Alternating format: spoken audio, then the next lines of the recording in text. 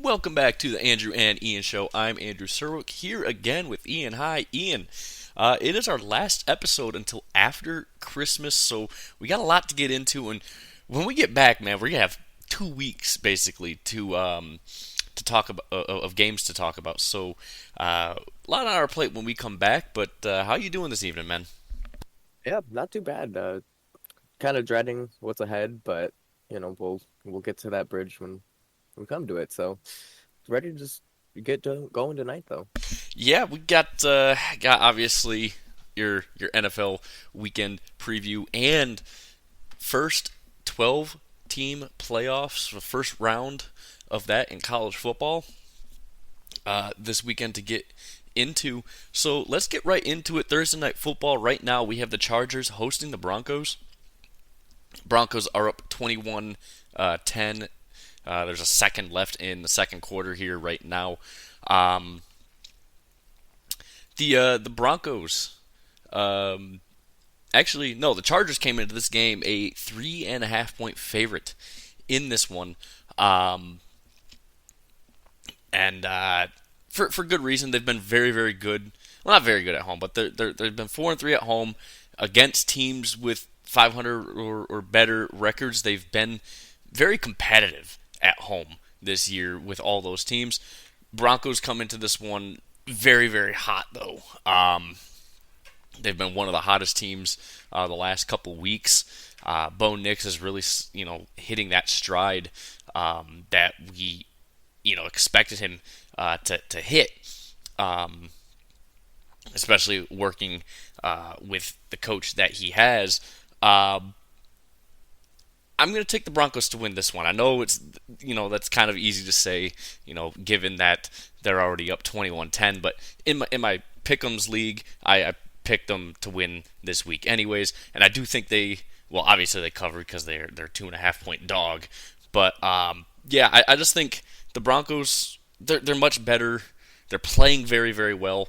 This Chargers offense has been struggling, especially the last few weeks without J.K. Dobbins, and I think that's going to be playing a huge factor. And we've already seen that, tonight with the Chargers are not, able to effectively run the ball. Um, and I just think the Broncos defense is also one of the better defenses in the league. I know metrically they're not, the best or anything or top five by any standards, but they're playing very well on both sides of the ball. They play very good complementary football, and yeah, so give me the Broncos to win. Funnily enough, before this game, I was kind of leading towards the Chargers in a win where Jim Harbaugh was like, "Yeah, I'm back in the NFL. I'm gonna get my team over 500 and potentially into the playoffs for the first time in however long, and for the first time he's back in the NFL. That'd be a hell of a return for him. And as of right now, it's not looking too good. But they win one game, they're above 500. They have an easy schedule the rest of the way after the Broncos, so it's looking pretty favorable for them to at least be over 500. And whether or not they make the playoffs is we'll see just how crazy things get. Last 3 weeks of the season, so only so much can truly happen. But I now like looking at the score. I mean, it's 21-13 at half, but I think I'm still gonna roll with the Chargers just because you know I'm not gonna really change up what I picked before the game just because score's already 21-13. It just feels wrong. Yeah, no, I mean that's fair enough. Look, I think this game can obviously be close. If I was to pick the Chargers, I think they just barely would cover that 2.5 point spread. But yeah, no, I picked the Broncos to win this one, so I'm not gonna switch that up for the podcast here. Um, Kansas City hosts the Texans. Kansas City a 3.5 point favorite. It opened up this week as Houston a 1.5 point favorite, but that's because we weren't sure of the injury report. Mahomes practiced, had a full practice yesterday. He had a full practice today. He's going to be playing in this game. That obviously brought the line to where it is now, along with some major injuries for Texas, for Houston. I mean, you know, they're missing Mechie. They're missing Juice Scruggs. Their center. Um, they're missing Fatukasi. I mean, they are banged up pretty damn well. Obviously, Kansas City also has a lot of injuries on that offensive side of the ball. But I'm taking Houston in this one. I think, yes, especially missing another target like Mechie, that's a problem. And obviously, that offensive line is beat up. But the Chiefs have just not been playing well as of late, and really this whole year they haven't been playing well. Arrowhead's a tough place to play in, and this Texans team, they don't give me a lot of confidence this year. But Mahomes still, yes, he did have full practice yesterday and today, but he's still playing with that ankle messed up, and if he gets hit and it or something, he tweaks it, whatever, it could spell huge problems for this Kansas City team, especially because also, their offensive line hasn't been that great, and teams have been able to get to Mahomes this year, and get hits on him. So I think if the Texans are able to, obviously not intentionally, but if they get Mahomes down because of that ankle, they have a chance to steal this game, and obviously cement themselves uh, on top of that AFC South. I would not be surprised if Kansas City wins this game because they made a deal with the devil apparently this year, and everything just happens to go their way, and the refs also help them out a little bit. But I'm rolling with the Texans in this one. That's I'd say it's bold, but it's somewhat reasonable to see that, it could happen. And my only gripe is it's Kansas City at home, and you pointed out Arrowhead is a hard place to win. Not only that, their defense is really good, and Houston's offensive line has been pretty bad. I believe CJ Stroud is one of the most sacked quarterbacks this year. Yeah, that that That's is that is correct. He is one of the most sacked quarterbacks this year. I'm smelling a field day from Chris Jones. I'm gonna roll with Kansas City to win and cover this one. But if and looking at the injury report for the Texans, Joe Mixon didn't have a designation. So coming off that game where we were like, is he actually injured? Is he going to be good? That's a plus for the Texans. So I'm on the flip side. If the Texans win this one, I won't be shocked, but I'm going to roll with the Chiefs just because they're at home and, like you said, deal with the devil. I can't really go against that. Yeah, I mean, look, it's so hard to pick against them because they have this deal with the devil, but something's got to give at some point, right? Right? Anyways, the Ravens host the Steelers. The Ravens, a 6.5 point favorite in this one. Obviously, this game will basically settle the AFC North. If Pittsburgh wins, they win the AFC North. Baltimore wins, they win the AFC North. Um, these two teams did play each other earlier this year. Let me pull up the results of that game. Where was it? The Ravens lost 18-16 in that one. It was in Pittsburgh. Pittsburgh, though, they've been struggling lately, especially that offensive side of the ball. They just haven't looked great. Russ, a few weeks ago was playing very, very well. But now teams have started to figure out that offense. And, I mean, yes, they played Philly last week. And Philly has the best defense in the league right now. But, yeah, they got to figure something out. The defense also hasn't been playing the greatest. Again, you look at last week's game for Pittsburgh. They ended up losing. And they didn't touch the ball for the last 10. Their offense never got to touch the ball in that last 10, almost 11 minutes of that game against Philadelphia last week, which is a huge problem. Because, yes, Philly's offense is good. It's just not that good. But, again, over 11 minutes and you don't get off the field, that is not good. I'm going to roll with Baltimore here. I think they are going to not necessarily exposed because I feel like their defense got exposed last week against Philly, but they're going to take full advantage of what they learned on tape from last week's game. And also, Lamar Jackson is having an incredible year. And I think Derrick Henry goes for 100 yards in this one. So give me the Ravens to win. They don't cover that 6.5. I think this game will be close no matter what. But I think the Ravens ultimately win this one and win their division. So there's two main points for the Steelers I want to make. It looks like T.J. Watt is playing, but George Pickens is still out, and having a wide receiver out on that offense is a major blow, and that's part of the reason why this offense isn't playing that great. Is they don't have one of their best targets out there. And, granted, all the memes of, George Pickens, can't take the hood out of the man, blah, blah, blah, blah, blah, blah. That's still a player you want on the field, regardless of, all of that, because he can still produce and he's still a very valuable target for that offense.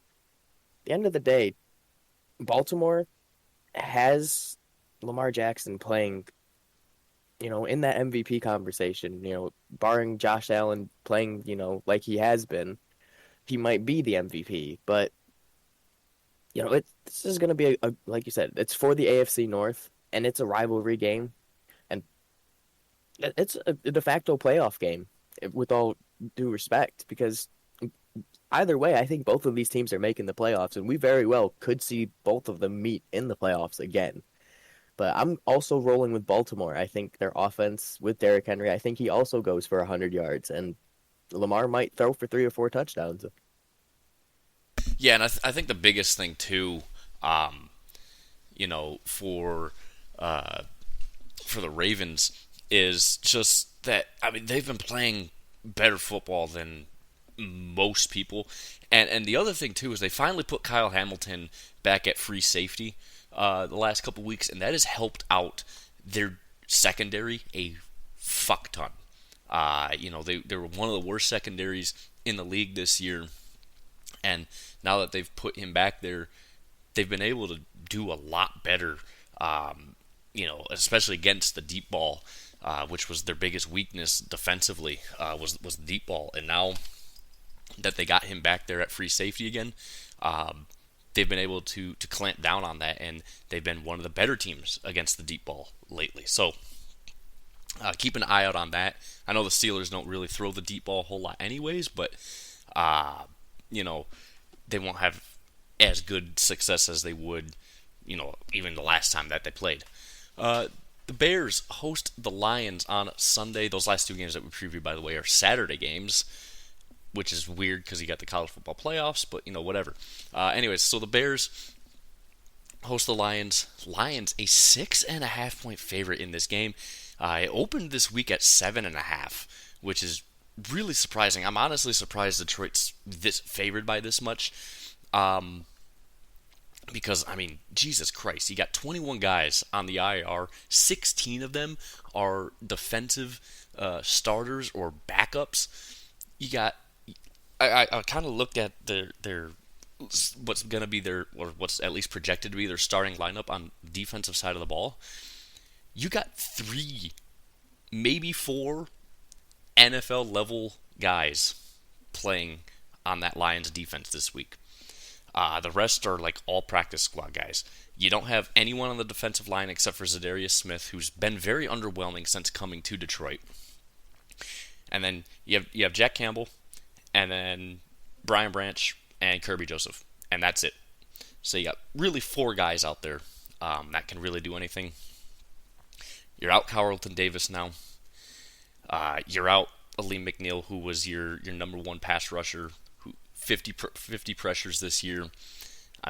That is huge, and a lot of Lions fans want to just dismiss the McNeil injury like it's not that important.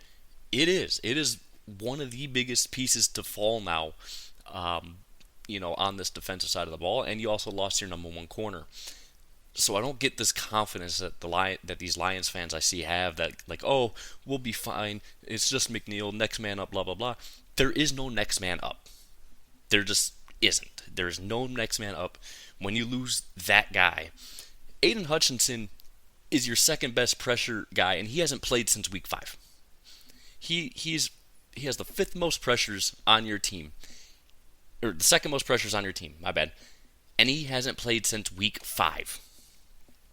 So, yeah, the Lions' defense is going to be problematic. So this is the way I see it.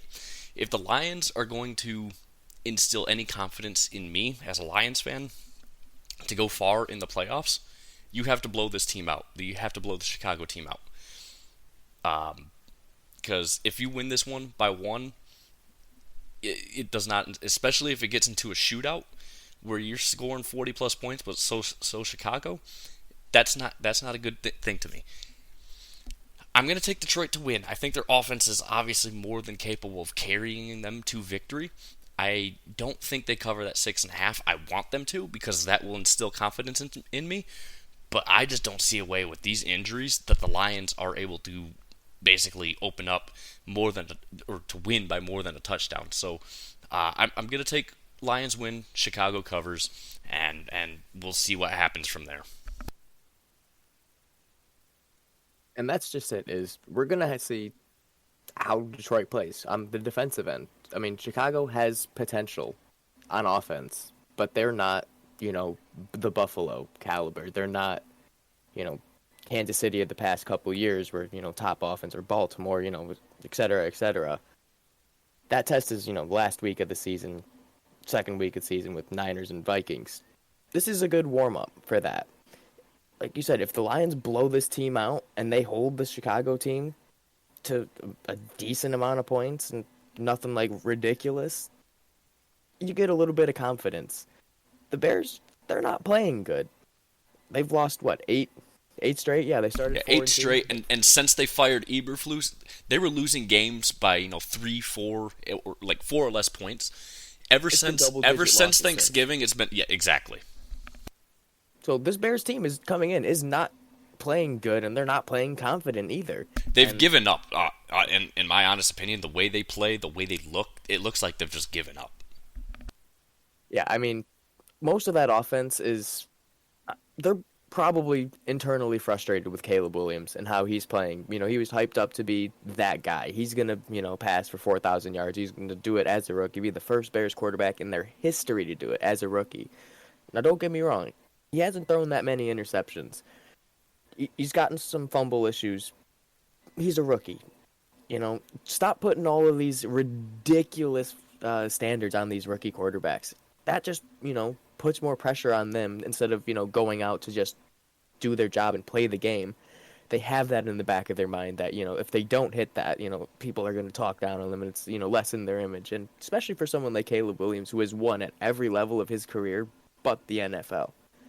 Now, that's, mostly to the ineptitude of the Chicago Bears franchise, but at the end of the day, I'm with you. If the Lions win this one in a blowout, confidence is marginally restored. I'm going to take the Lions. I think they win this one by a touchdown, but I wouldn't be shocked if Chicago's defense can keep it within that 7. No, and look, I have no... I mean, obviously, you need the Lions' offense to play a lot better than they did on Thanksgiving against this Bears team. It is going to be in the cold, though. Weather is going to be a factor, so I think this is going to be a lower scoring game no matter what. But if you can win 24-10, I'm happy with that. But if you allow the Chicago team to score 20 or more points, I don't have faith with you, especially against the Vikings in Week 18, and then also in the playoffs to be able to stop teams. So, I mean, yeah, it's going to be huge. And yes, we know Chicago's ass and they've given up, but this is a measuring stick game for this Lions defense. So, yeah. The Falcons host the Giants. The Falcons, a 9-point favorite in this one. Look, the Giants have all but given up this year. The Falcons starting Penix this week, and I think that's the biggest, story going into this game is what can Michael Penix bring?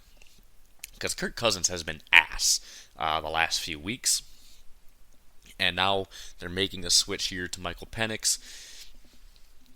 I expect this Atlanta offense to struggle. I do. I think their defense is going to have to carry them in this game because rookie quarterback, uh, you know, it's week 15 or week 16, my bad.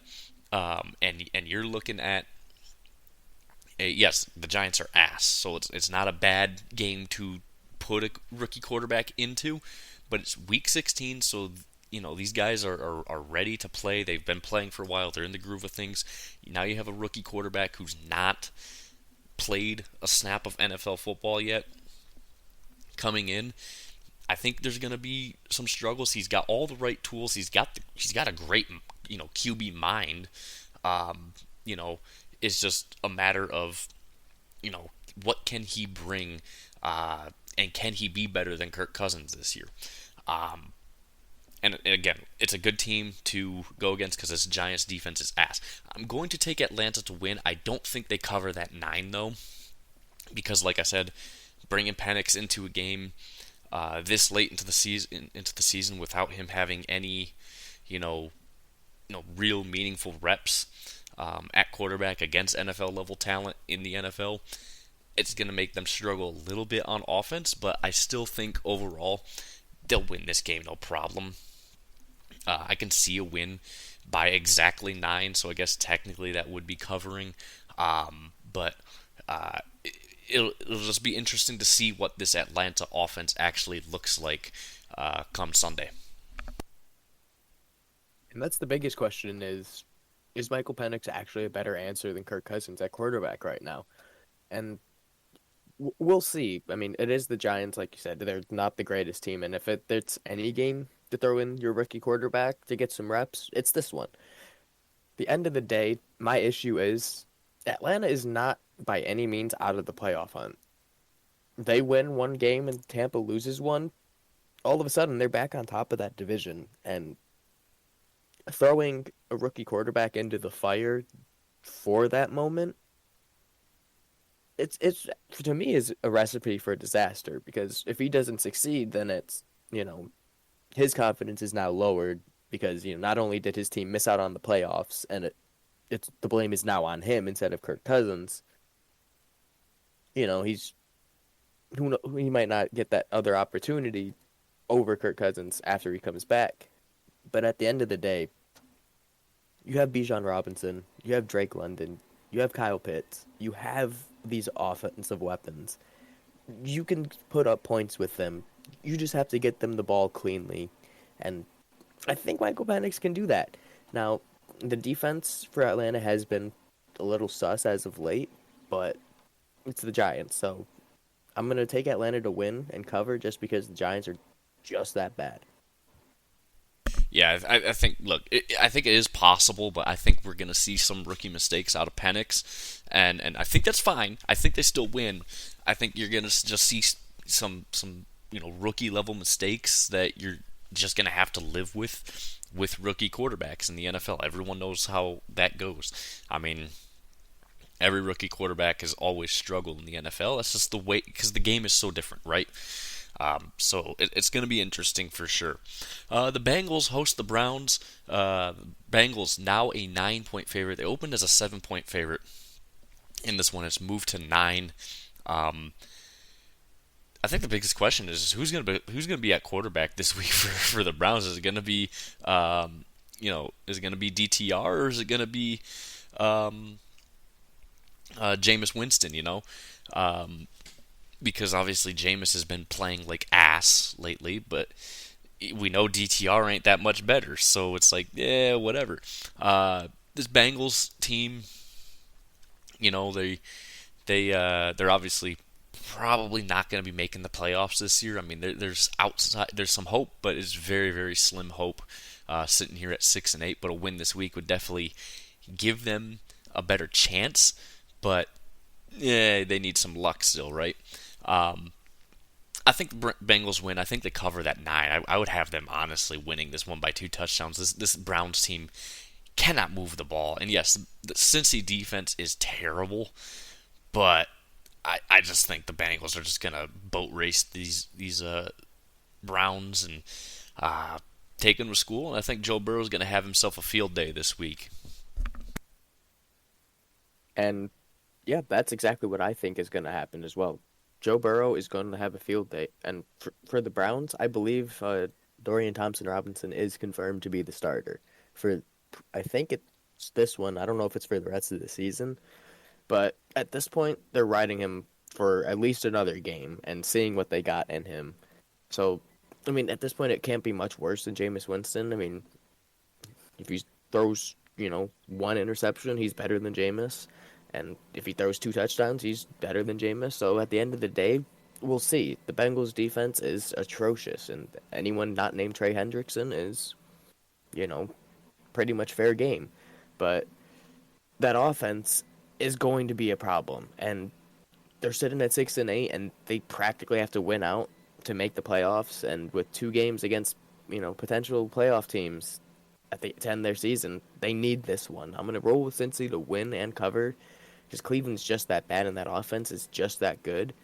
But I think it stops here after this one for Cincinnati. Yeah, I think it. I think it clearly just stops here. The Colts host the Titans.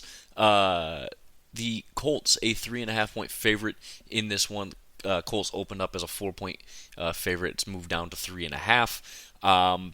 It's interesting if you look on the ESPN matchup indicator. They got the Colts at a 49.9 and percent chance of winning, and the Titans at a 49.7% chance of winning. So where's the other 0.4% going? Is that like I I, I guess.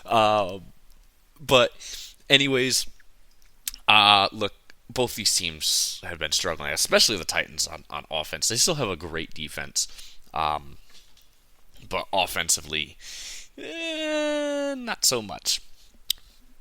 Obviously, Will Levis last week, terrible game. They had to get Mason Rudolph in, and he didn't look good. Quarterback, this game is just terrible quarterbacks against each other because I don't think Anthony Richardson's good at all. I think he's going to be one of the biggest busts of his draft class. I certainly think he's better than Will Levis and Mason Rudolph, but that's a very, very low bar to clear, right?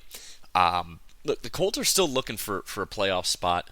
The Titans have all but given up, so I'm going to roll with the Colts to win. I think they covered at 3.5 as well. I think their defense is a hell of a lot better suited to stop their offense just because, again, I mean, it's not hard to stop this offense. I think the Colts offense will struggle against the Titans defense, but it's ultimately not going to really matter because the Titans offense blows so bad that, it's hard to win games when you don't score points. So, yes, the Titans scored a lot last week against a bad defense. I think the Colts defense is a lot better than the Cincy defense. I'm going to roll with the Colts. They win, they cover. But don't be surprised. I would not be surprised if the Colts lose this in the most Colts way possible. It all comes down to which Anthony Richardson do you get in this one to me. You know whoever's on the other side is going to be bad, whether it's Will Levis or Mason Rudolph. I believe it's Mason Rudolph, but like I said, either way, neither of them are better than Anthony Richardson. And if he's playing at his best, he has potential to be a decent quarterback. And against this Titans defense, they are a very good defense, and they just have to have a decent enough offense for the Colts where I think their defense can do enough against this just inept offense to where I think the Colts will win this one. It's, I'm a little shaky on it. I'm not really sitting here like, okay, yeah, they could tie. Like, I don't realistically see this one ending in a tie. But if it does, it's because, you had the strength of the Titans defense going against the middle, if not, bottom of the pack offense for the Colts. And the Colts defense, while halfway decent, they're playing against a very dog shit Tennessee offense. And that's just how it's going to be, is whose defense is going to be better against whose offense. Yeah, and look, obviously I'm not high on Anthony Richardson at all, but I mean, look, if the Colts had a legit quarterback, they could easily be a playoff team right now. Um, but yeah, I mean, they just need a legitimate quarterback, and obviously Anthony Richardson is not that answer. So there you have it. The Jets host the Rams. The Rams just a 3-point favorite in this game, which is kind of surprising because the Rams have been playing some really, really good football as of late. Unless your name is Cooper Kupp, of course, in which case, scoring 0 fantasy points last week, um, you know, definitely not optimal, right?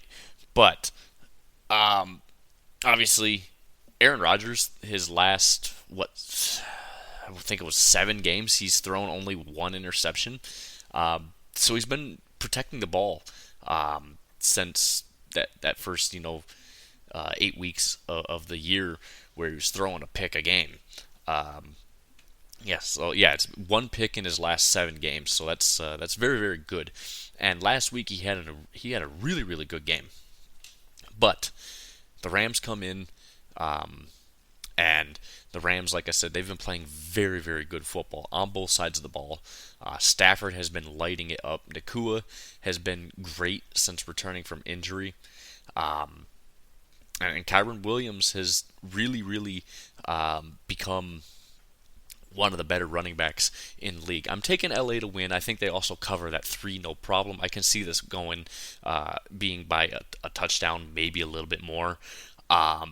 I don't see it getting too far out of hand though, because I do think this New York Jets defense, while it has regressed since Salah left, is still a pretty good defense. They're I'd say they're top half of the league. So I mean, it's not terrible. I'd probably put them right around the 12th or 13th in my opinion.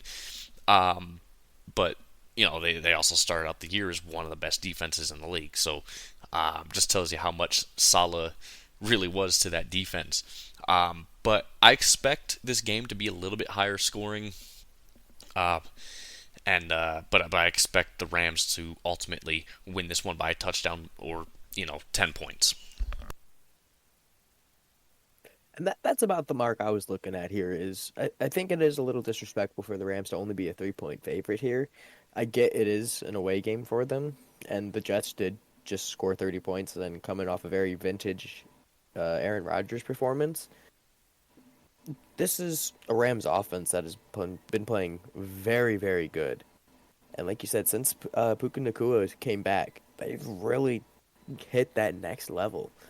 And the Jets defense, like they're existing. It's maybe not as good as everyone thought they are, but they're still a very good defense, and they're capable of keeping this game closer than we might think. But I still think it's at least a 7 to 10 point win for the Rams. That offense is very, very good. And if you see the same performance you had last week from Aaron Rodgers and the Jets, it could be within that 3-point game. But I'm still not instilled with a lot of confidence from the Jets because of how they're playing these opponents that they've had. Yes, they, just beat Jacksonville and stopped a losing streak. But you still gave up 25 points to Jacksonville. LA is very capable of scoring more than 25 points on you.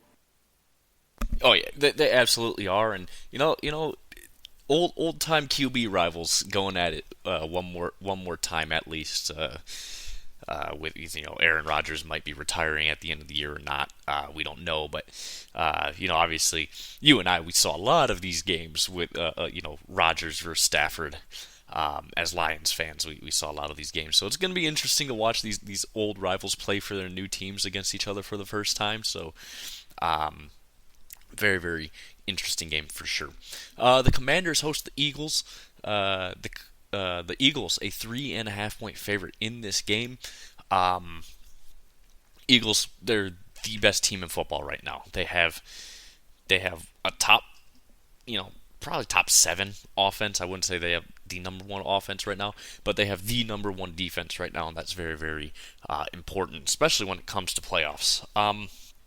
Commanders, they win this game, they still have a chance of winning this division if they win this game. Eagles are looking to not only win this game and they win this game to clinch the NFC East, but if they also win, it keeps them in the hunt for that one seed in the NFC. The Commanders are really playing for playoff seeding, even though yes, I think they could, if they win this game, they still have that chance to win the division. It is very, very hard to do. It's hard to beat this Philadelphia team right now, period. And Washington's defense is not good. They've just been absolutely terrible. The offense has been, I mean, at the start of the year off as one of the best offenses in the league. It kind of slowed down, but now the last few weeks, I mean, struggling to put up points against a depleted Saints defense, last weekend doesn't instill a lot of confidence in me. Washington is playing for playoff seeding, though, and I think that's going to mean a lot in this one. I think Philly wins. I also think Washington covers. This is going to be, I think, a very, very close game, but ultimately, I think Philadelphia wins. I'm cheering like hell for the Commanders this week because that helps the Lions if the Commanders win. So there you have it there. But yeah, I just think Philly's going to win this one ultimately. And yeah, I would definitely agree that Philly is playing some of the best football in the league right now, and they are all but impossible to beat. But this is a divisional game. Philly has 3 straight divisional games to end the season. Now, granted, they end the season against the Giants, so they'll more than likely be resting starters in that game. At the end of the day, it comes down to this one, really, for the 1 seed. If the Washington Commanders win this game and the Detroit Lions win out, it doesn't matter. Even if Philly wins this game and the Lions win out, it still doesn't matter for Philly. So they need to win this one, and they need to see the Lions lose in Week 18 to have that 1 seed. But it starts here in Washington. The last time these teams played, it was a close game. It was an 8-point game, and I think Washington, with the way they're playing, they can steal this one. I'm gonna roll with Philly, but I would not be shocked simply because, like I said, divisional game, and they have 3 divisional games to end the season. I would not be shocked if Philly drops at least 1, if not 2, of these last 3. Well, they got this is their toughest game left on their schedule. I mean, they got dog shit Dallas next week, and then yeah, they have the Giants after that. And I mean, you play your second string against the Giants and still fucking win. I mean, that's how bad they are. But it is the NFL, so anything's possible. But yeah, look, I'm rooting like hell for the Commanders this week because I want the 1 seed as a Lions fan because the Lions need it. They need that bye week more than anyone else in the entire league when it comes to the playoffs. So, I'm obviously rooting big time for the Commanders here. I just don't see a good path forward for them to win this game. The Panthers host the Cardinals. The Cardinals, a 5-point favorite in this game. 5-point favorite on the road. I almost want to go with the Panthers, but I mean the Panthers lost as a favorite last week, which is not good. So everything just goes against the Panthers here. So I'm gonna roll with Arizona. Look, I think this game is really going to hinge on Kyler Murray, as that's kind of been the theme the last few weeks with this Cardinals team is what version of Kyler Murray are you going to get? Are you going to get the good one, or are you going to get the one that played Madden all week? Look, Bryce Young, a few weeks ago, we were starting to say, okay, he's starting to turn the corner a little bit. He's not playing, super great, but he's not playing like he was until last week, where he just completely embarrassed himself. But look, this Carolina defense, they can't stop the run, and overall they can't stop anyone anyways. But they really cannot stop the run.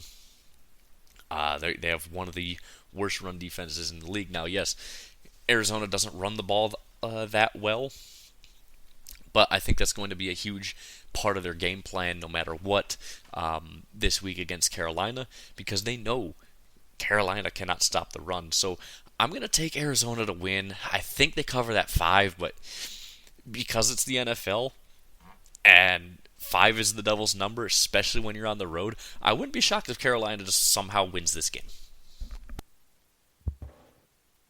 The Cardinals are clinging to slim playoff hopes, and they're hoping that Washington loses, because that all but eliminates them from playoff contention, regardless of if you win. At the end of the day, you still want to win this game because to get into the playoffs, you got to win and beat the team that's in front of you first and do your work. You can't rely on other teams to do the work for you, especially in professional sports. The Panthers, they're playing for pick at this point. They want to, presumably, if they didn't trade it away, they want to have a top pick that they're not going to waste, like Bryce Young. And as of right now, it sucks to say that he might be a wasted pick, but he's shown moments where he has had, you know, progression or supposedly some progression, and it just doesn't stick. So if he can get some week to week consistency from that, maybe I'd be more high on the Panthers, but I'm also rolling with Arizona to win and cover. I just don't think the Panthers are good enough, and I don't know if they want to win games at this point. No, I don't know if they would want to win games either, but it is the NFL, and these guys, you know damn well they're going to try like hell to win. Because I mean that's just the NFL. You're getting paid to win, right? So, yeah. The Seahawks host the Vikings. The Vikings a 3-point favorite in this one, and what's interesting about that spread is it opened as a 4.5 point favorite for Minnesota, and it's down to 3, which doesn't make sense because Geno Smith is not playing this week. He's obviously injured. They're going to have Sam Howell in. Uh, so it's like, well, why is Seattle just a 3-point dog? Shouldn't that spread have gone up more without Geno Smith? You would think so, right? So it's very odd that Minnesota is only a 3-point favorite now in this game. Look, Seattle, they are still fighting for their division title because obviously the Rams are also 8-6, but I believe the Seahawks. No, the Rams have the tiebreakers, so Seattle needs to win this game, but Minnesota needs to win this game too. Both these teams sit second place in their division. Seattle's one of the toughest places to play though in the NFL on the road, and I think that's going to be a big factor here. Seattle obviously coming off a loss, an embarrassing loss too, to Green Bay last week. They're going to be hungry. Obviously, they're out with Geno Smith, but I think Sam Howell's going to do a decent enough job. I'm going to take, and I'm not just saying this because I want Seattle to win because it helps the Lions out, but I'm going to take Seattle to win this one. I think, Sam Darnold is still Sam Darnold at the end of the day. He's not that great. Yes, he has all these great pieces around him to help him, but Seattle's hungry, and again, it's one of, if not the toughest places to play in the NFL, and I think that might get to Sam Darnold just a little bit. And like I said too, it's the line moving towards Seattle with Geno Smith not playing is very interesting as well, and makes me have confidence that Seattle could win this one. I agree. It's weird to say and weird to see that the line moved in favor of Seattle a little bit, not completely in their favor, but at least a point and a half in their favor. And I feel like that's being chalked up to Kenneth Walker potentially coming into this one. He's slated to potentially return, and that is a major shot of adrenaline to that offense. And Sam Howell, he threw for almost 4,000 yards last year for the Commanders, if I'm not mistaken. Yeah, he, So he almost 4,000 yards in with a terrible offensive line and no one to throw to. he is he has some offensive weapons that he can throw to, especially if you get Kenneth Walker back. You have a very capable offense, and Sam Howell, like I said, he's capable of throwing for 4,000 yards. So we could very well see an offensive shootout in this one. Now, the Vikings defense is very, very good, and they get takeaways. And Seattle is going to have to play damn near a perfect game to win this one. That said, the line moving in favor of Seattle, and still Minnesota only being favored by 4.5, even on the road. I would feel like Minnesota is a better team on paper, especially with Geno Smith out. I'm not filled with confidence, and it seems like, Vegas isn't really either. So I'm going to also roll with Seattle. Look, if Seattle wins this one, I am rooting for Seattle and I am rooting for the Commanders this weekend because those two teams winning helps the Lions out tremendously down the stretch. Because then the Lions can afford because if the Seahawks win, the Lions can afford to lose to Minnesota week 18 and still clinch the division. So, because they have the tiebreaker. So that obviously helps, and then obviously Washington winning this week helps Lions secure the 1 seed. So yeah, the Bills host the Patriots. The Bills a 14-point favorite in this game. The Bills hottest team in football right now, obviously, and they play the Patriots this week and in week 18. I think the Bills are going to go 3-0 the rest of the way because they have the Patriots, the Jets, and then the Patriots to end the year. So, look, Josh Allen has been elite. He's going to stay elite. They have a good defense. They're going to get healthier in that secondary here soon. The Patriots blow the Patriots blow unless your name is Drake May. I'm gonna roll with the Bills. I think they also cover that 14. I don't like picking teams to cover big spreads like that because 9 times out of 10 you don't see big blowouts like that. But I don't see a way this Patriots team is even close in this game. And you said it. The Patriots outside of Drake May are one of the worst football teams in the league, and the Bills are one of the best in the league. And that's pretty much all you need to say about this one. It doesn't really matter if this is a divisional game when Josh Allen is playing at the level that he is. He's going to run all over them. He's going to throw the ball all over them. It's Josh Allen's world, and we're living in it right now.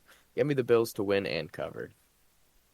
The Raiders host the Jags. Toilet bowl of the week right here. Um, the Raiders a 1.5 point favorite in this game. Max Crosby out for the rest of the year for this Raiders team. Desmond Shitter in at quarterback. Things are a mess. Obviously, the Jags are starting Mac Jones because Trevor Lawrence is out for the year. But obviously, Mac Jones, even though he's not good, is a hell of a lot better than Desmond Ridder. Give me the Jags to get the upset win on the road here. I mean, this is going to be one of the worst games ever because both these teams offensively are a mess. Same thing defensively, but I just have more faith in the Jags offense at this. I have way more faith in Mac Jones than I ever will in Desmond Ridder. And there you have it. Toilet Bowl is it's being slightly generous. I mean, this is just the bottom of the barrel of this year, and you could not have a worse game to have at the 4:30 hour. And it's just you don't want to watch either of these teams play. Both of them are on a backup or third string quarterback at this point, and it's just inept offense after inept offense, and both defenses aren't really that good either. So I'm looking at probably one of the worst games we've seen all year. But I don't know if this one I think is actually genuinely going to be a tie. Just because I don't have confidence in either of these teams. Like, they're both bad. They are both terrible. This is like the only like true like terrible team versus terrible team matchup this week. And look, it would capitalize this being a toilet bowl if it ends in a tie. I mean, there hasn't been a single tie at all this year. I don't think we're gonna see ties really at all anymore, especially just given the overtime rules as they are. But it would not.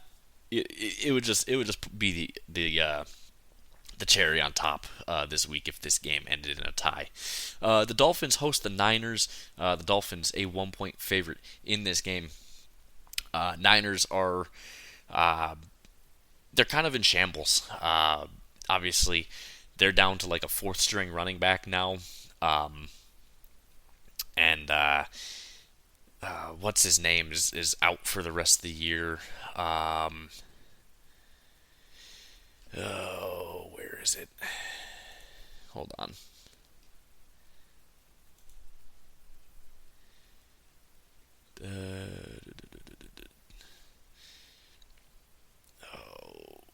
Greenlaw, he's out, I believe. No, not Greenlaw.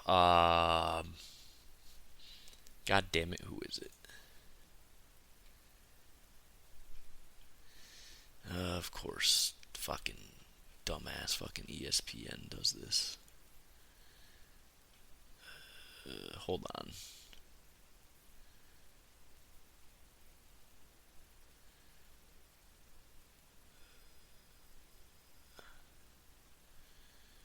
Fuck. It's not even on the fucking injury report because he's voluntarily sitting out. So I guess that's why he's not going to be playing, or not listed on the injury report here. But anyways, you know, San Francisco's in shambles. Plain and simple, they, like I said, down to a fourth string running back. And look, Miami's fighting for their life right now to even have a chance at the playoffs, and a win this weekend would cement that. Now, if they do lose this game and if they do lose it, they're eliminated from the playoffs. Calais Campbell is set to be released by the Dolphins so he can go and join a contender. Please choose the Lions; they desperately need the help. So there's that for you. But I think the Dolphins are going to win this game, and obviously they cover the 1-point spread that there is. You know, like I said, this Niners team's in shambles. They have nothing on offense. They have nothing on defense, and Dolphins are fighting for a playoff spot.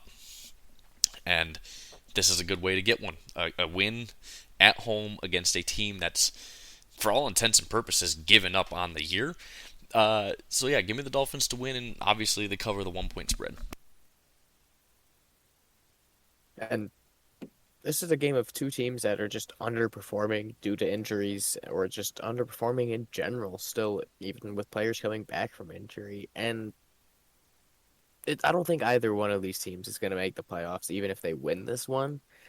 But I am more confident in Miami to win this one just because they have more of a complete offense than San Francisco does, and they have more of a complete team in general than San Francisco does. So I'm going to roll with Miami to win and cover because it's, a 1-point spread, so a win is covering. But both of these teams aren't going anywhere. It's Trent Williams, by the way, who I was thinking of. Their left tackle. Yeah, they've voluntarily shut him down for the rest of the year. So yeah, the Niners definitely have given up on the year. The Cowboys host the Bucks. The Bucks come into this one as a 4-point favorite. They opened at a 4.5 points, dropped down to 4, which gives me more confidence to just pick the Bucks outright, and I will pick the Bucks outright. First of all, Dallas is 1-6 at home this year, which is you just hate to see it. You just hate to see it, right? But look, the Bucks have been playing really, really well lately. Baker Mayfield has been outstanding the last few weeks. And Mike Evans, since returning from injury, has been absolutely on fire. I know you've been happy with his performance since returning from injury on your fantasy team, having him on there. I think the Bucks just overall much better team than this Cowboys team. Cooper Rush is not that good. And look, yes, they embarrassed the Panthers last week, but it's the Panthers. So going against the Bucks here, the Bucks playoff team, lead their division right now, and they're going to keep leading their division this week with a nice win on the road here against Dallas.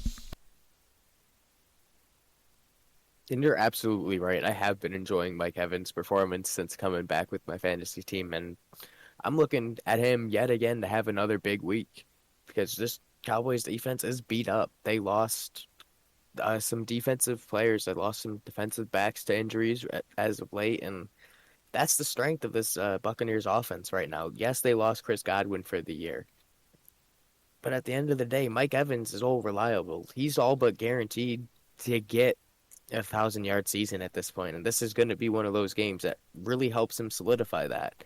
Uh, my one issue for the Bucks is the run game. Is Bucky Irving playing this game? And if not, it's not the biggest deal, but you want to start getting healthier, not losing players going into the playoffs. And right now, the Bucks are in control of their division, and a win here is all but the dagger for Atlanta. But there's just no reason to not take them right now. They're rolling, and Dallas, yeah, sure, they beat Carolina. Well, being the underdog, but that was about as disrespectful as you could be, for, you know, and I don't really like Dallas, but that's disrespectful to them to favor Carolina over them. And Tampa's just going to win this one and cover because they're just a better team. And lastly, Monday Night Football. We only have one game, thank fuck. We got the Packers hosting the Saints. The Packers, a 14-point favorite in this one. Now, look, the Saints' defense, they ain't good, especially after they traded away Lattimore. They got worse. But they did hold the Commanders' offense to just 20 points last week, but I think a lot of that was more just ineptitude on the Commanders' side of the ball. Packers have one of the better offenses in the league. Jordan Love has been really, really good lately. Jacobs, obviously, one of the best running backs in the league as well. Looking at having a 1,300-yard season for him. At the bare minimum, he's going to hit 1,200 this year. But either way, this Packers team, they're locked into the playoffs. They're just kind of fighting for seeding at this point. I think the Packers win. I don't think they cover that 14. I think they get close to that, but I ultimately, because I just don't like picking big, got teams to cover these big spreads, even when the team they're playing is ass. But this Packers team, I think, will handle business no problem, and they'll probably start sitting guys in the second half just to make sure that they're healthy for the playoffs. I'm taking Green Bay to win and cover. Alvin Kamara is doubtful for this game with a groin injury, and they're fearing that it might be season-ending. Now, granted, the season-ending injury is 3 games at this point. It's still something you don't want to see. But at the end of the day, Green Bay, like you said, they're only playing for playoff seeding at this point, and they have a long shot to potentially steal the NFC North, but with no tiebreaker against the Lions and a potential tying game against the Vikings coming up, you have an outside shot. You're in the playoffs, and I'm with you. They're probably going to sit a lot of their starters, in the second half in this one. But I'm going to take Green Bay to win and cover. That offense of New Orleans is not going to be good, especially if Alvin Kamara does not play. Yeah, if he doesn't play, then yeah, it's gonna be a big problem for the Saints offensively. But yeah, so that's gonna wrap it up for your Week 16. Now, obviously, Week 17 we won't be able to preview those games next week because I'll be up in Michigan and I'm not bringing my fucking computer up there over the holidays to fucking record, two episodes. But when we get back, obviously we'll talk about all these games this week and the week after, and present them to you. Anyways, um, college football playoffs start this weekend. We've obviously had bowl games started this earlier this week. We've had some pretty interesting ones this week as well, but it's so hard to fucking pick. These bowl games because all these coaches and players opting out and coaches leaving for other teams. It's fucking stupid. But the playoffs, the ones that actually matter. So let's get right into it. Um, Friday, we have number 7 Notre Dame hosting number 10 Indiana. Notre Dame, a 7-point favorite in this game. Look, Indiana, we saw what happened when they played Ohio State. They got embarrassed. Even against Michigan, they did not look good. Michigan's offense is terrible, but Michigan had a great defense this year, and obviously Indiana struggled against it because every other offense or defense that they played was terrible. Notre Dame, they're a lot more tested this year. Now, yes, they have, if you look at the schedule, they don't have really strong strength of schedule, but Indiana's is a hell of a lot worse than Notre Dame's. Notre Dame, though, they're a very, very strong defensive team. Offensively is where they kind of falter here.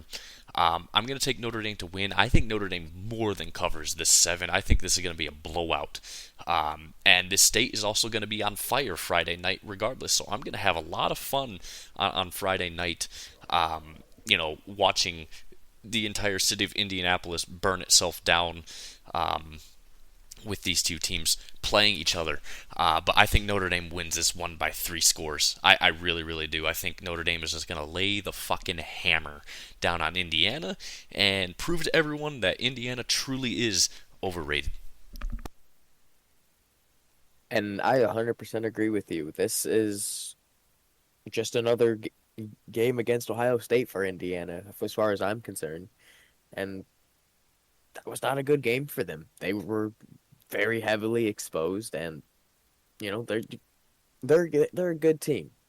They only had one loss on the season to Ohio State for a reason. At the end of the day, they aren't that playoff caliber team. They weren't going to win the national championship, and Notre Dame is just going to prove that. I mean, Notre Dame week 1 went into College Station and won. That is a bigger game than Indiana had all year. And that's in one of the hardest environments to win in college football. And you did that week 1, and you won by 10. Give me Notre Dame to win and more than cover. I'm with you. This is just a blowout. Now we move to a team that I think has the easiest team to the finals, and that's Penn State. Number 6 Penn State hosting number 11 SMU. Penn State an 8.5-point favorite in this game. Look, both these teams haven't really played anyone, and when they did, they lost, right? Penn State's a hell of a lot better than SMU, though. They've played a much tougher schedule than SMU. Their strength of record is way higher than SMU's. Yes, James Franklin in a big game, or as I like to say, big game, little Franklin. You know what happens. But SMU literally has not played anyone. In the 2 games that they played, they got embarrassed by Clemson. And who was their other loss this year? BYU. Yeah, BYU. They were on their undefeated streak. Yes. And BYU ain't even that good. But yeah, you played a whole bunch of nobody this year. So, yeah, you're not that tested. Now, again, Penn State, much more tested, but also lost the 2 games that were their biggest games on their schedule, which was Ohio State and obviously Oregon in the Big Ten championship game. I think Penn State wins. I think they cover that 8.5. I just don't have any faith in SMU to get anything done. You have a great offense when you play bottom, 50 defenses. Penn State has one of the better offenses in the league this year, or in college football, I should say. And they have them, again, they've played, top half of the field defenses this year. So SMU, they're going to struggle in this one. It is going to be a whiteout, but of course, because Fox, this game is at noon. Because why would you not? Why would you have a? Why would you schedule Penn State at noon in a playoff game? You should schedule that team at night because it's a tough. Look, either way, that place is going to be fucking electric, and it's going to be a whiteout. But having a whiteout in the fucking afternoon, it just doesn't hit the same. But I'm still taking Penn State to win and cover, and then blow out Boise in the semifinals. I'm with you. I'm not as high on SMU as a lot of other people probably have been. Yes, they made it to their conference championship and lost to Clemson by 3 points.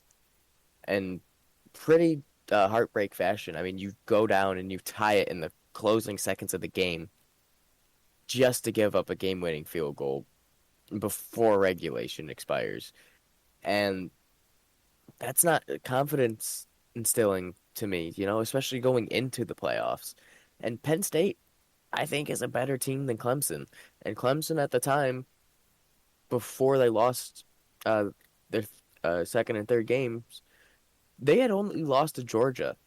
And, an upset, pretty bad loss, by 12 points to Louisville. And then South Carolina beat them at the end of the year. And South Carolina is a very good team. And we very well could have seen South Carolina over SMU with the SMU loss in the ACC championship, and we didn't, obviously. But this is just, we'll see game for me. I like SMU, but I just think Penn State, they're going to overcome, like you said, big game, Little Franklin. But I would not be shocked if James Franklin pulls the 12 gauge and just blows his foot off and SMU runs away with this one. Kind of similarly like to TCU versus Michigan that we saw in the playoffs a few years ago. I'm going to give you a stat here, and I wonder if this is going to change your opinion. SMU is bottom 5 in FBS when it comes to covering tight ends. Bottom 5 in the FBS. Penn State has one of, if not the best, tight ends in the country in Tyler Warren. Tyler Warren is their everything man. SMU is going to have a hard time covering him because he is really good. He's one of, if not the best tight ends in the FBS. And SMU, bottom 5 at covering tight ends. Does that change your opinion at all? I mean, I was still going to take Penn State to win the game. I think, like I said, if James Franklin decides to pull the 12 gauge out and blow his foot off and lose the game, it's going to be because of that, not because Penn State is the worst team. I don't see a way SMU. Look, I understand big game, Little Franklin. I understand that narrative. I just don't see any way he loses this game. Boise now, I don't see him losing that game either, but that one I could see him turning into Little Franklin in that one. But this game, no, I see this more as a regular season game for him. Number 5, Texas will host number 12, Clemson. Texas, a 12-point favorite in this game. If I'm a betting man, I'm staying the fuck away from this game because I cannot trust either offense. Texas does not have an offense, and realistically, Clemson doesn't either. And it's more so Clemson doesn't have an offense when they play really good defenses, and Texas has one of the best defenses in the country. Vegas thinks this is going to be a high-scoring game. They have the total at 51.5. I don't see that happening. I genuinely do not see that over hitting because I cannot trust Texas's offense. They have a terrible offense. The last 6 or 7 weeks, they had been one of the worst offenses in the FBS, averaging only like 28 points a game compared to the first half of the season where they were averaging I think it was like 38, 39. And a lot of that has to do with, one, Quinn Ewers just not playing that well. And obviously playing injured as well, so that's definitely hurt them, right? But look, I can't trust Clemson's offense against this Texas defense, but at the same time, I just can't trust this Texas offense. I think Texas wins. I don't think they cover that 12, though. I think this is going to be a low scoring game, and it's going to be a close one, too, but ultimately, Texas wins this one. It's funny that you mentioned if you're a betting man, you're staying away from this game because I saw someone uh doing a bet and it's I think it was just $1,000 on Texas until until they win the Natty, quote in quotes, because obviously they're not guaranteed to win the Natty. And he's also pairing it with the Ravens to win every game up into the Super Bowl. And it's just like it'd be nice to have Yikes, that buddy. disposable income. Yeah, I fucking It wish. really would. But it'd also be nice to be that stupid because then I wouldn't have to, deal with the bullshit that I do, mentally at night, staying up because, we all understand, life sucks in certain capacities. If I could be that dumb and just not have to worry about anything, it would be nice. Now, at the end of the day, we're talking about football here and not someone else betting. But the fact that this guy is this confident in Texas when, like you said, in their past 7 games, they've only scored more than 30 points twice. In the past 7 games, they've only scored more than 30 points twice. And they haven't been winning games in very confident margins either. And that's not what you want to see heading into the playoffs. Losing the game again against Georgia in overtime is not what you wanted to have happen for Texas. And that could be the momentum killer that they don't want to have, and they lose this game. I'm going to take Texas to win. I don't think they cover that 12, but I don't think Clemson has a realistic shot at winning this one unless they start winning the turnover battle drastically. Yeah, look, I think realistically, and it's not going to happen, but the only way Texas covers that spread is if they put Arch Manning in the game. That is the only way they cover that spread. Because Arch Manning, hell of a lot better than Ewers. He's not injured either, like Ewers is. But even then, I still don't have a ton of confidence in their offense, even if you did put Arch Manning in this one. So, you have a hell of a lot better chance. But either way, I'm staying away from betting this game. I'm not touching that over-under. I'm not touching the spread. I ain't touching the money. I ain't doing shit in that game because, again, I don't trust Clemson against this Texas defense, but I don't trust Texas offense against themselves. So, yeah. But winner of that game, they go on to play, I believe, Arizona State. Let me just double check that. That would be, let's see, Arizona's the Peach Bowl. Which game is the Peach Bowl? Of course, it doesn't say. No, so the winner of this game would hold on. Let me just pull up the fucking bracket. Yeah, it is Clemson, Texas. That's Okay. in the bracket Yeah. spot for them. So yeah, the Clemson, the winner of this one goes and plays Arizona State, and we'll actually be able to preview those games because they are New Year's. So we will have an episode out before New Year's. So yeah, we'll be able to cover the second round of the playoffs. So that's great. And Yeah, then we'll have a game on one of the episodes on Tuesday. oh yeah, you're right. You're right. It's the Boise State game. That's the first one of the second round. Gotcha. Yeah, you're right. Anyways, and then lastly, the last game of this first round, winner goes and plays number one Oregon. I don't get why they don't. They have to reseed. They have to start reseeding after. Well, obviously the new way they're going to do it, it starts in 2026. 2026, please start fucking reseeding because Oregon should not be playing Ohio State or Tennessee. They should be playing whoever the lowest seed is remaining. And it shouldn't be Ohio State or Tennessee. It should either be Indiana or Notre Dame or Clemson or Texas or just not Ohio State or Tennessee. They get the hardest fucking path to the playoffs, which is kind of dumb. But anyways, the last one is Ohio State, number 8, hosting number 9 Tennessee. It's going to be 8 o'clock game.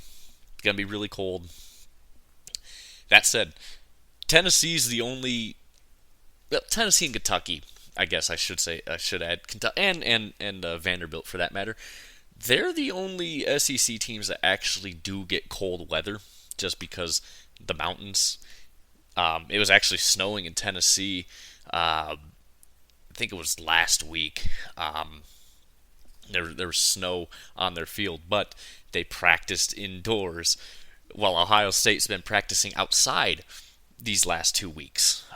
Tennessee's been actually practicing indoors, so uh, you know that's how it is. Look, I hate Ohio State. I think they are a much better team though than Tennessee. I think Tennessee's pass game is horrendous, um, and we've seen that all year.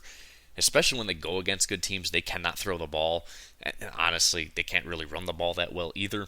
Ohio State, yes, they have their problems, but as long as Ryan Day doesn't think that he's playing Michigan, they'll actually throw the ball this week, and they'll end up winning this game. I am going to pick Ohio State to win. I don't think they cover that 7.5. I think they win this one by exactly a touchdown, and Ohio State will move on in the playoffs. I just cannot trust Tennessee with that passing game, especially against this good defense of Ohio State. Um, so yeah, look, I don't trust either offense. I think this game is going to be somewhat lower scoring. I think that over on the 45.5 will hit, but only just. But yeah, give me Ohio State to win, and they don't cover that 7.5.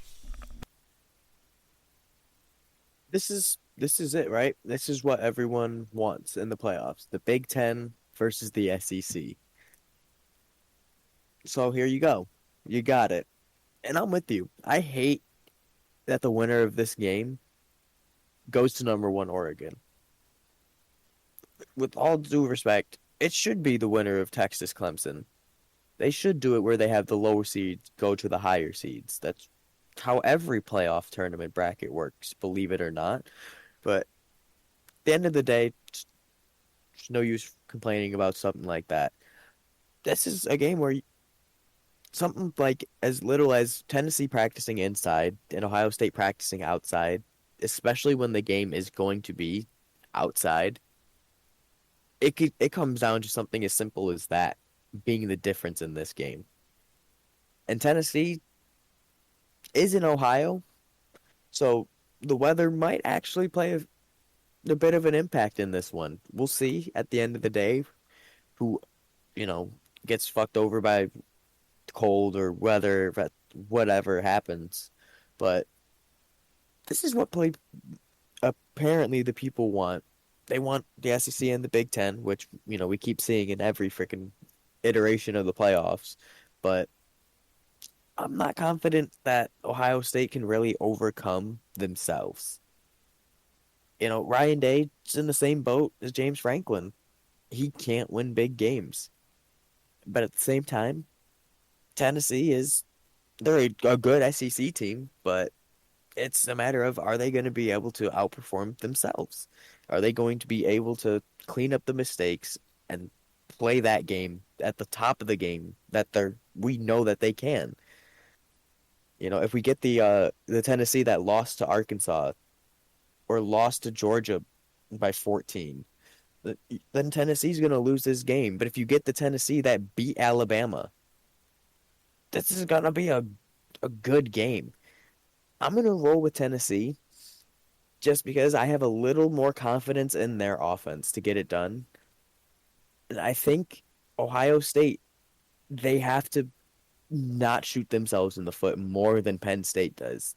It's not just because of their head coach. It's because, we saw Will Howard make a mistake that cost them the game against Oregon. This is the playoffs. You cannot have something like that have happen. No, you cannot have that happen. And look, Ryan Day suffers from the same syndrome that James Franklin does. Big game, little day, sort of deal. But look, again, I think a lot of it's going to come down to weather.